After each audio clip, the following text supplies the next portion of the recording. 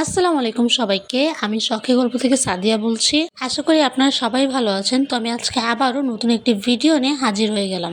আপনারা অনেকেই নানান রকমের মিষ্টি বা রসমালাই বানিয়ে থাকেন, কিন্তু আমি আজকে বানিয়ে দেখাবো পাউরুটির মিষ্টি বা রসমালাই। এই রসমালাইটি বানাতে যতটাই না সহজ, এর থেকে বেশি কিন্তু খেতে অনেকটাই মজার। তো চলুন দেখে নেই কি করে ঘরে বসে খুব সহজেই বানিয়ে নিলাম পাউরুটির রসমালাই। তো আমি এখানে প্রথমেই নিয়ে নিলাম পাউরুটির সাইডগুলো কিন্তু আমি প্রথমেই কেটে নিয়েছি। তারপর ব্লেন্ডারে দিয়ে এটিকে ভালো করে ব্লেন্ড করে নেব। তো এই তো দেখতেই পাচ্ছেন কতটা সুন্দর করে পাউরুটিগুলো ব্লেন্ড হয়ে গেল।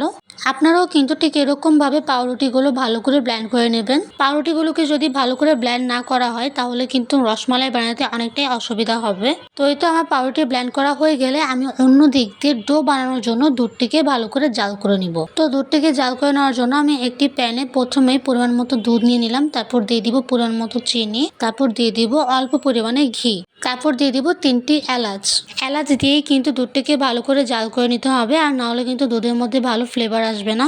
দুধটি ভালো করে জাল করা হয়ে গেলে তারপর দিয়ে দিব ব্লেন্ড করে রাখা পাউরুটিগুলো।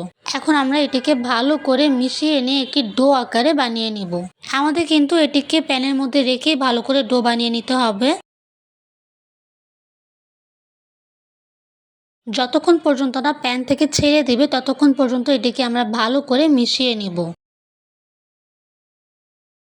তো এই তো দেখতেই পাচ্ছেন আমার ডোটি প্যান থেকে ছেড়ে দিয়েছে। আমি এখন এটিকে নামিয়ে নিব। নামিয়ে নেওয়ার পর দিয়ে দিব গুঁড়া দুধটি দিয়ে দেওয়ার পর আমরা এটিকে ভালো করে মিশিয়ে নিয়ে ময়ান করে নিব। আপনারা চাইলে যে কোনো গুঁড়া দুধ ব্যবহার করতে পারেন, আমি এখানে ডানো দুধটি ব্যবহার করেছি। তো এই তো আমার এখানে ডোটি ভালো করে ময়ান করা হয়ে গিয়েছে। আমি এখন রসমালাই আকারে এটিকে ছোট ছোট করে বানিয়ে নেব। ঠিক এরকম ভাবে আমরা সবগুলো এক এক করে বানিয়ে নিব। তো এই তো দেখতেই পাচ্ছেন আমার এখানে সবগুলো বানানো হয়ে গিয়েছে। রসমালাই আকারে সবগুলো তো বানানো হয়ে গিয়েছে, কিন্তু রসমালাইয়ের জন্য যে দুধটা দরকার সেই দুধটা এখন আমি জাল দিইনি। তো চলুন আমরা এখন সেই দুধটাকে ভালো করে জাল দিয়ে নিব।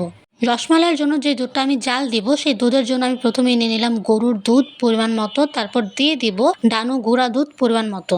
আপনারা চাইলে অন্য যে কোনো দুধও ব্যবহার করতে পারেন, তাতে কোনো রকম সমস্যাই হবে না। আর এখানে আপনারা আপনাদের পরিমাণ মতো গুঁড়া দুধ আর গরুর দুধ নিয়ে নেবেন। আরেকটা কথা খেয়াল রাখবেন, গুঁড়া দুধটি দেওয়ার সময় কিন্তু এটিকে ভালো করে নাড়তে হবে, আর না হলে কিন্তু দুধটি নষ্ট হয়ে যাবে। তারপর দিয়ে দিব পরিমাণ মতো চিনি। এখানে আপনারা আপনাদের স্বাদ অনুযায়ী চিনিটি দিয়ে দিবেন। চিনিটি দিয়ে দেওয়ার পর আমরা এটিকে ভালো করে মিশিয়ে নিব। তো এই তো আমার এখানে চিনিটি ভালো করে মেশানো হয়ে গিয়েছে। এখন আমি দিয়ে দিব রসমালাই আকারে যে মিষ্টিগুলো বানিয়ে রেখেছিলাম সেগুলো। তো এই তো দেখতেই পাচ্ছেন আমার এখানে মিষ্টিগুলো দেওয়া হয়ে গিয়েছে। মিষ্টিগুলো দিয়ে দেওয়ার পর কিন্তু দুধটিকে সাবধানে নাড়াচাড়া করতে হবে যাতে মিষ্টিগুলো যেন ভেঙে না যায়। মিষ্টিগুলো দিয়ে দেওয়ার পর দিয়ে দিব হচ্ছে পরিমাণ মতো ঘি। এখানে ঘিটা দেওয়া হয়েছে মিষ্টিতে একটা ভালো ফ্লেভার আসার জন্য। আপনারা চাইলে এটাকে স্কিপও করতে পারেন, কোনো রকম সমস্যাই হবে না। তো তারপর ঘিটি দিয়ে দুধটিকে বলক উঠিয়ে ভালো করে জাল করে নিব।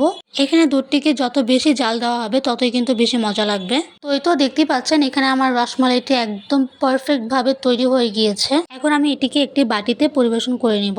তো এই তো তৈরি হয়ে গেল খুব সহজেই অল্প সময়ের মধ্যে পাউরুটির রসমালাই। আপনারা সবাই কিন্তু নানান রকমের মিষ্টি খেয়ে থাকেন, কিন্তু এই পাউরুটির মিষ্টিটি একবার খাবেন তাহলে দেখবেন বারবার খেতে ইচ্ছা করবে। এখন কিন্তু ঘরে বসেই খুব সহজেই কিন্তু মিষ্টি বানিয়ে নেওয়া যায়, তাই আপনারা সবাই কিন্তু এই মিষ্টিটি বানানোর চেষ্টা করবেন। তো এই তো আজকের ভিডিওটি এই পর্যন্তই। আশা করি আপনাদের এই রেসিপিটি ভালো লাগবে, আর ভিডিওটি ভালো লাগলে লাইক শেয়ার কমেন্ট করবেন। আর ঠিক এরকম নতুন নতুন মুখে লেগে থাকার মতো রেসিপি পেতে আমার চ্যানেলটি সাবস্ক্রাইব করবেন আর আমার পাশে থাকবেন। আল্লাহ হাফেজ সবাইকে।